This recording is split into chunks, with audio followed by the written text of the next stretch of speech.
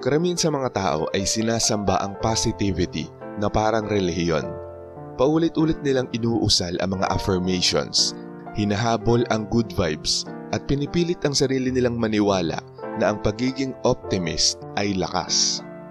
Pero para sa mga introvert, ang katotohanan ay mas marahas at mas epektibo. Maagang natutunan ng mga introvert na hindi iniintindi ng buhay ang iyong energy, intensyon o mga pangarap. Gumagalaw ang realidad kahit wala kang pahintulot. Kaya sa halip na subukang i-manifest ang kaligayahan, pinag-aaralan nila ang kaguluhan. Pinaghahandaan nila ito. Pinapanday nila ang sarili nilang isip bago pa man sumabak sa anumang sitwasyon. Ang tinatawag ng iba na pesimismo ay hindi kahinaan. Ito ay mental realism. Isa itong filosofiya na nagpoprotekta sa kanila laban sa emosyonal na pagdepende. Hindi nagdarasal ang mga introvert na maging maayos ang lahat. Pinag-iisipan nila kung paano kikilos kapag hindi ito naging maayos. Kaya kapag ang lahat ay nagpapanik na, tahimik lang sila. Dahil hindi sila kailanman naniwala sa pantasya na magiging madali ang buhay. Naikot na nila ang impyerno sa loob ng kanilang imahinasyon. Kaya kapag nangyari ito sa totoong buhay, hindi na sila nagugulat. Narito ang mga dahilan kung bakit mas ginagawang malakas ng pesimismo ang mga introvert kaysa sa mga optimist.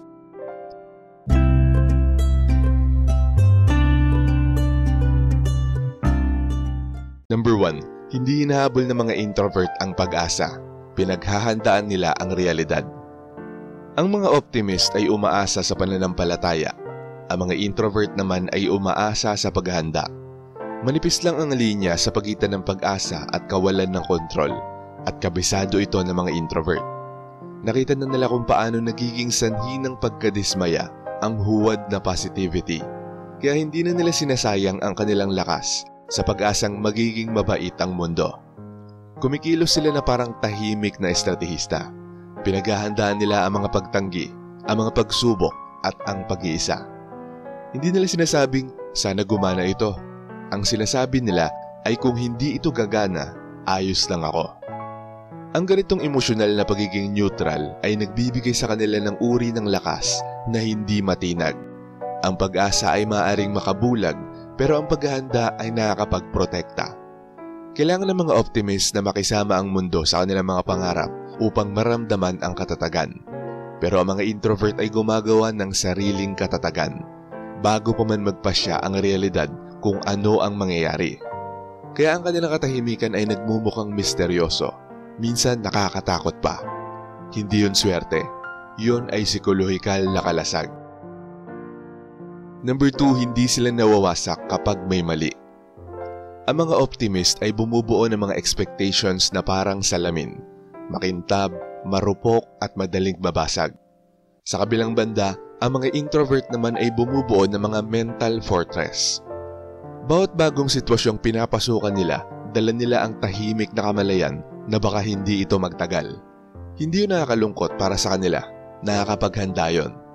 Kapag bumagsak ang isang bagay, pagkakaibigan man, trabaho o plano, ang isang optimist ay nababasag, napapatanong ng bakit ako? Pero pag sa mga introvert nangyari yun, sila ay tahimik na nagmamasid, naghahanda at umaabante. Ang kanilang pagkaprangka ay hindi kabagsikan. Ito ay resulta ng kondisyon. Nabuhay na sila ng daan-daang bersyon ng pagkabigo sa kanilang isip, kaya't kapag nangyari ito sa realidad, hindi na ganun kasakit. Ang tinatawag ng iba na pesimismo ay isa talagang emotional calibration. Hindi sila sobra mag-react dahil matagal na nilang tinanggap na ang pagkawala ay bahagi ng kontrata ng buhay. Ang ganitong katahimikan, ang kakaibang katatagan, ay dahilan kung bakit ang mga introvert ay mukhang hindi tinatablan ng mga bagay na winawasak ang iba. Hindi nila inaasahan ang ginhawa, inaasahan nila ang pagsubok. Number 3, pinananatiling gising ng pesimismo ang isip ng mga introvert, hindi paranoid. Madalas ipagkamali ng mga tao ang pesimismo bilang takot, pero magkaiba sila. Ang takot ay nagpapahinto sa iyo. Ang kamalayan ay nagpapatalas sa iyo. Diyan nakatira ang mga introvert, sa matalim na espasyong yon. Tahimik silang nagmamasid, walang emosyon, binabasa ang enerhiya, kinikilala ang pagkukunwari at sinusuri ang mga motibo bago pa mapansin ng iba na may kakaiba. Ang pesimismo nila ay parang radar. Hindi ito negativity, ito ay maagang babala. Tinutulungan silang maramdaman kung ano ang totoo, kung ano ang peke at kung ano ang malapit ng sumabog. Samantalang ang mga optimist basta nalang pumapasok sa mga patibong dahil inaakala nilang mabuti ang lahat ng tao. Ang mga introvert ay hindi basta umaasa. Pinag-aaralan nila lahat. Mas nakikinig sila kaysa nagsasalita. Napapansin nila ang mga micro-expressions, tono, paghinto at mga kontradiksyon. Lahat ng detalyeng binabaliwala ng mga optimist dahil abala sila sa pagiging positive. Ang ganitong antas ng kamalayan ay hindi nakakapagod para sa mga introvert. Ito ay nagbibigay ng kapangyarihan. Hindi nila gustong kontrolin ng iba. Ayaw lang nilang mabigla. Yan ang sekreto ng isang pesimistikong isip. Hindi ito natatakot sa posibleng pagkakamali. Handa lang ito kapag nangyari na. Number 4, tahimik ang mga introvert na nagpapalakas habang ang mga optimist ay naghihintay ng inspirasyon. Ang mga optimist ay umaasa sa panlabas na enerhiya, sa mga papuri, suporta, komunidad o swerte. Ang mga introvert naman ay umaasa sa disiplina. Natutunan nilang hindi palaging palakpakan ng mundo ang tama mong ginagawa at mas mabilis mawala ang motibasyon kaysa sa isang emosyon. Kaya sa halip na maghintay na ma-inspire, tahimik na kumikilos sa mga introvert. Pinapanday nila ang sarili habang walang nakakita. Naghahanda sila habang nagpapahinga ang iba. Pinapractice nila ang sining ng tahimik na pag-usad, disiplina na hindi pinapatakbo ng kasabikan kundi ng katotohanan. Ang pesimismo nila ang gasolina ng ganung work ethic. Hindi nila inaasahang maging madali ang buhay, kaya hindi sila nagrereklamo kapag mahirap. Umaangkop lang sila. Hindi nila hinahanap ang perfect moment dahil alam nilang wala yon. Kaya mas mabilis silang umuunlad kaysa sa inaakala ng iba. Sa oras na nagsisimula palang magpainit ang mga optimist, ang mga introvert ay 10 hakbang nang nauuna. Tahimik pero matatag. Nilikha na maging pangmatagalan. Number 5, pinapalakas ng pesimismo ang emotional immunity. Tuwing inaasahan ng mga introvert ang pinakamasama, hindi ito pagiging gloomy. Nire-rehearse lang nila ang kontrol. Ang kanilang isip ay naglalaro ng mga posibleng masakit na senaryo, hindi para pahirapan ang sarili, kundi para maging handa. Parang psychological fire drills, nakakapagod pero kailangan. Kaya kapag nangyari ang pagtataksil, nabigo ang plano o dadismaya sila ng ibang tao, hindi sila bumabagsak. Naranasan na nila ito sa isip, sa damdamin at sa espiritu. Kaya mas mabilis silang nakaka-recover. Hindi nila kailangan ng oras para iproseso ang realidad. Nagawa na nila ito bago pa man dumating ang sitwasyon. Madalas malunod ang mga optimist sa pagkagulat dahil matagal silang nabuhay sa ilusyon. Samantalang hindi nakakalimot ang mga introvert na maaaring magbago ang mundo ng walang babala. Ang ganitong expectation ay hindi nagpapabitter sa kanila. Sila ay pinapanday nito para maging bulletproof. Ang kanilang katahimikan sa gitna ng kaguluhan ay bunga ng libu-libong panloob na laban na hindi nakita ng iba. Yan ang tunay na ibig sabihin ng emotional immunity, kapayapaan na bunga ng paghahanda. Number 6, ang optimismo ay nadudurog sa kaguluhan, ang pesimismo ay yumayabong dito.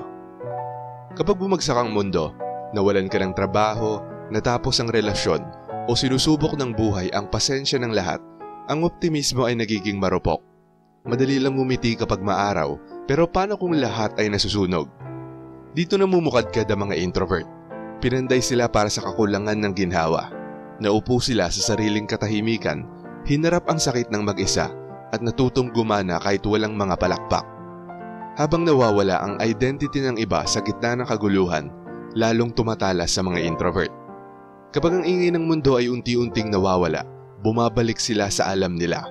Kontrol sa pamamagitan ng katahimikan. Ang pesimismo nila ay nagiging gasolina. Alam ko na maaaring mangyari ito at narito pa rin ako. Yumayabong sila sa kawalan ng katiyakan dahil hindi nila kailangan ng lohika o pagkakaayos ng lahat para magpatuloy. mas pinagkakatiwalaan nila ang sariling disiplina kaysa sa kaayusan sa labas. Ang kaguluhan ay hindi nila kaaway. Ito ay natural nilang kapaligiran. At number 7, ang pesimismo ay hindi kadiliman. Ito ay mastery. May sandaling kung kailan titigil ang isang pesimistang introvert sa pagsisikap na ayusin ang mundo. At natuto na lamang silang kumilos sa pamamagitan nito ng may eksaktong kontrol. Dito nagiging mastery ang pesimismo. Hindi na nila sinasayang ang kanilang enerhiya sa pag-asa na magbabago ang ibang tao.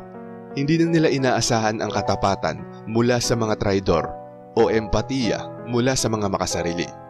Ina-adjust nila ang sarili, umaangkop sila, tumitigil sa pagtatanong ng bakit hindi patas ang buhay at nagsisimulang mag-isip kung paano ako mananatiling hindi matitinag.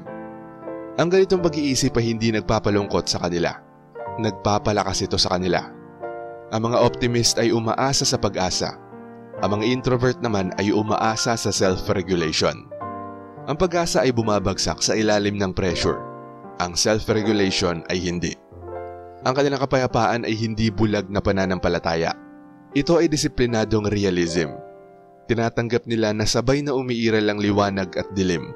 At sa halip na matakot sa dilim, natutunan nilang makontrol ito. Sa iba mukhang malamig ito. Pero sa mga introvert, ito ay pakiramdam ng kalayaan. Kapag pinino, ang pesimismo ay nagiging tahimik na superpower. Hindi ito tungkol sa pag-e-expect ng paghihirap. Ito ay tungkol sa pag-e-expect ng buhay sa lahat ng kanyang kalupitan at nananatiling compose upang tumayo ng matatag. Ang mga introvert ay hindi negatibo. Handa lang sila. Hindi nila niro-romanticize ang pagdurusa, pero ginagalang nila ang mga aral nito. Alam nila na ang optimismo ay nagpapadali sa ginhawa, pero ang pesimismo ang nagpapanday ng karakter.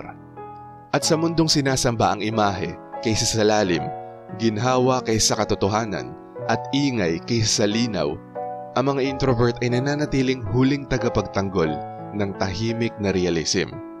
Ang kanilang lakas ay hindi nagmumula sa paniniwalang magiging maayos ang lahat, kundi sa pagiging maayos kahit hindi ito maayos.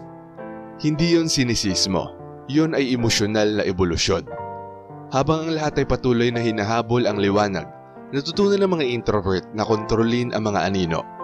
Dahil kapag tinanggap mo na ang pinakamasama, wala nang nakakatakot para sa'yo. At yon ang tunay na kapangyarihan. Shoutout sa mga nanood at nag-comment sa bagong upload na about sa adiksyon ng mga introvert sa minimalism. Shoutout kay Marie the Lightworker. Sabi niya, magandang tanghali po Sir AP. Sa pagiging minimalist, taglay ko na yan mula pagkabata ko. Mas masaya at mas malaya kasi kapag ako ay nag-iisa. Meron ako matatawag noon na kalaro, 1 or 2 siguro, tama na sa akin. Ayaw ko ng marami, naiingayan ako. Sa usaping bagay na minimalist, gusto ko yung malinis, lahat in order, lalo na sa room ko. At yung mga bagay-bagay na hindi ko na kailangan, madalas kong dinedispose or pamigay sa mga nangangailangan. Minsan sa sobrang minimalist, nawalan na ako ng pangloob na maisusuot. Hinakot pala lahat ng mother ko. Salamat po Sir AP at mabuhay tayong lahat. Nakaalis na ang bagyo. God bless us all. At ayon naman kay Gretchen Kayanan, good day po sir. Being alone is our happiness. Dito kami nagiging malaya, kaysa manatili sa mga paligid na may masterman. Iba pa rin ang peace of mind. God bless. At shoutout din kila Annalyn Granada, Junjun Perang, Ikaw Muna TV18, Bernabe, Kay Molino, Jim Lops, Patterson Gals, Lorena Bintas, Ramlat, Davao Green Crocodiles, Candy, Jola Short Video, at kay Cathy. Maraming salamat po sa panonood. Kung gusto niyo ding ma-shoutout, mabati o mabasa ang comment nyo, mag-comment lang sa latest video dito sa channel na to at pipili kami doon ng mga i-shoutout at babasahin para sa susunod na upload. Kung nagustuhan mo ang video na to, huwag kalimutang mag-like, i-share to sa iba at mag-subscribe na kung hindi ka pa nakaka-subscribe. Maraming salamat at see you next time. Alam mo ba kung bakit ang isang tunay na alpha ay may minimalist mindset? Panoorin mo sa video na to.